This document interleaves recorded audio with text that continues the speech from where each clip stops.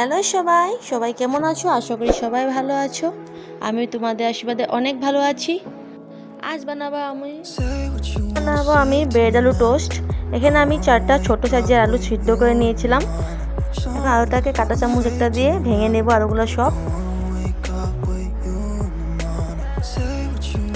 এখন আমি তার মধ্যে গোলমরিচের গুঁড়ো দিয়ে দেব স্বাদ মতো নুন, সামান্য পরিমাণ দিব হলুদ গুঁড়ো, দিব মরিচের গুঁড়ো সামান্য পরিমাণের,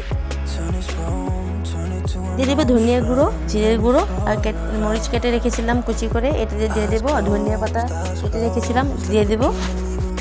আর হাত দিয়ে সবগুলো এখন মিক্স করে নেব।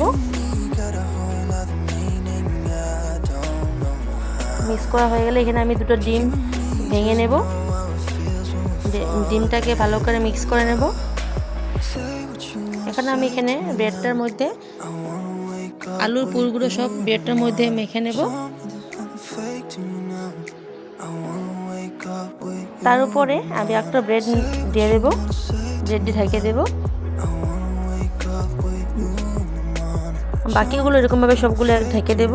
এখন আমি প্লেটে ব্রেড ক্রাম্বস নিয়ে নিয়েছি। এখন আমি প্যানটা চুলাতে বসিয়ে এখানে আমি প্যানের উপর তেল দিয়ে দেব। এখন আমি একটা ব্রেড ডিমের মধ্যে ডুবিয়ে দেব। এখন আমি ব্রেড ক্রাম্বসটা লাগিয়ে নেব।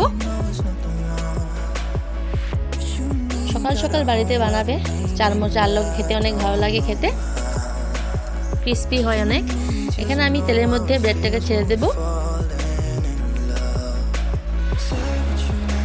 সেম আরেকটা এরকমভাবে ব্রেড নিয়ে ব্রেড ক্রাম্বসটা লাগিয়ে আবার এটাও আমি তেলের মধ্যে ছেড়ে দেব।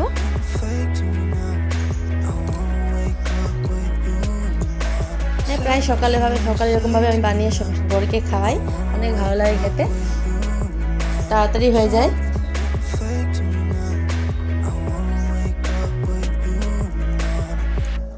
লাল লাল করে ভেজে নিয়েছি আমি।